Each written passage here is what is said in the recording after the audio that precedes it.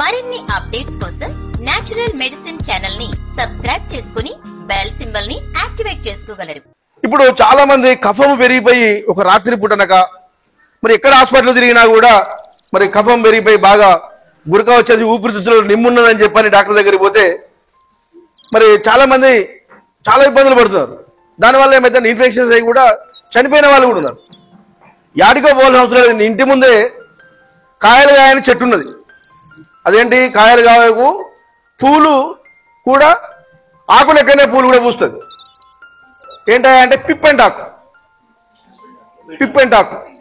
ఆ పిప్పెంటాకుని కనుక ఒక గుప్పడంతా తీసుకొని శుభ్రంగా కడుక్కొని కొద్దిగంత సొంటి వేసి కొద్దిగా సాల్ట్ వేసి రసం తీసేసి ఒక రెండు చెంచాలు 3 చెంచాలు కనుక ఆయనకు తాగిపించినట్టయితే 2 చెంచాలు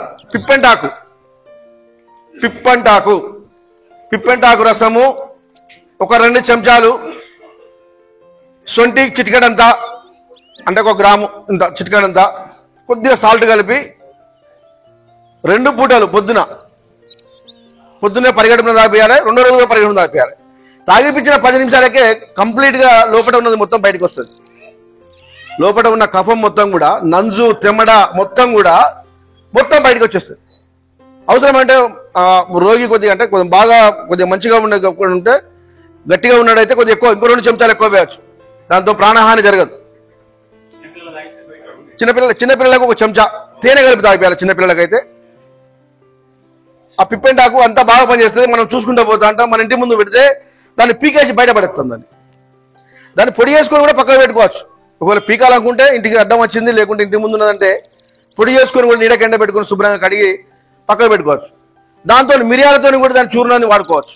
స్కిన్ ఎలర్జీకి వాడతారు మేడం, స్కిన్ ఎలర్జీకి వాడతారు, పాము కాటుకు వాడతారు, తేలికాటుకు వాడతారు, ఇంకా రకరకాల వ్యాధులకు, అది 100 రకాల వ్యాధులకు వాడతారు. అయితే ఆ విధంగా చేసుకోవచ్చు. ఇప్పుడు వాకుడు ఉంది, వాకుడు పక్కనే ఇక్కడే ఉంది వాకుడు.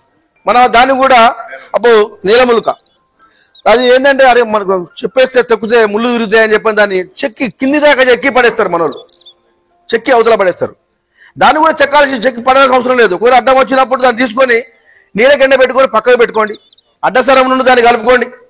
ఇన్ని మిరియాలు లేకుంటే ఇన్ని పిప్పలు కలుపుకోండి. దాంట్లో కొద్దిగా సొంటి వేసుకోండి. దాన్ని చూర్ణం చేసుకొని ఇలాంటి ఊపిరితిత్తుల సమస్యలు ఉన్న వాళ్ళకు, అస్తమా ఉన్న వాళ్ళకు, వాళ్ళకి కనుక తేనెతోని, అంటే ఇప్పుడు డయాబెటిక్ వాళ్ళకు తేనెతోని వాడినా కూడా వాళ్ళకు చాలా చక్కగా పనిచేస్తుంది. చూడండి, దీనికి కాయలు ఉంటాయి, కింద చిన్న కాయలు ఉంటాయి, వాకుడు కాయలు. ఆ విధంగా పనిచేస్తుంది. ఇది సమూలంగా పనిచేస్తుంది. దాన్ని జాగ్రత్తగా తీసుకోవాలి. ఆ ముళ్ళు లేకుండా జాగ్రత్త చూసుకొని పొడి చేసుకొని వస్త్రగాలతో పట్టుకొని చేసినట్టయితే చాలా చక్కగా పనిచేస్తుంది.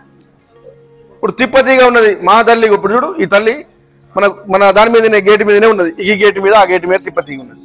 మనం ఏ తిప్పతీగ ఎక్కడైనా పెరిగితే హే అమ్మ ఈ చెత్త అంత ఏదైనా మన ఇంటి ముందు ఉన్నదని చెప్పి తీసి అవతల పెడతాను. దాని కాడలను, కీళ్ళ నొప్పులను ఇంత 6 అంగుళాల ముక్కలు తీసుకొని చిన్న ముక్కలు చేసుకొని మంచిగా కొద్దిగా దంచేసి, కచ్చపిచ్చి దంచేసి కొద్దిగా సొంటి మిరియాలు కలుపుకొని కషాయం చేసుకొని తాగు. ఎంత బాగా పనిచేస్తుంది. అది సర్వరోగ నివారణ. మా తల్లి రోజు వాడినా నష్టం. మనం ఏ టీ పొడి వేసుకుంటున్నాం, లేకపోతే బ్రూ వేసుకుంటున్నాం, మనం ఇంకోటి వేసుకుంటున్నాం. మరి ఇలా గుండె జబ్బులు, చిన్నపిల్లగాడికి 25 సంవత్సరాల పిల్లగాడికి కూడా గుండె జబ్బులు ప్రపంచంలో మనం చూస్తున్నాం. ఎంతో మందికి వస్తుంది. అర్జున చెక్క తెల్ల మధ్య అని ఉంటుంది. ఆ తెల్ల మధ్య బెరడు ఇప్పుడు షాపులలో కూడా అమ్ముతున్నారు. అర్జున చెక్క దాని బెరడు తెచ్చుకొని మంచిగా చూర్ణం చేసుకొని రోజు దాన్నే టీ పొడి లాగా వేసుకొని తాగండి. అసలు హార్ట్కి సంబంధించినటువంటి వ్యాధులు రావు, గుండెకు సంబంధించినటువంటి వ్యాధులు రావు. సరే సార్, నాకు పెద్దలు అవకాశం ఇచ్చినందుకు మరి మీ అందరికి కూడా ధన్యవాదాలు తెలియజేస్తున్నా. మా గురువు గారికి నమస్కారాలు, పెద్దలకు అందరికీ నమస్కారం.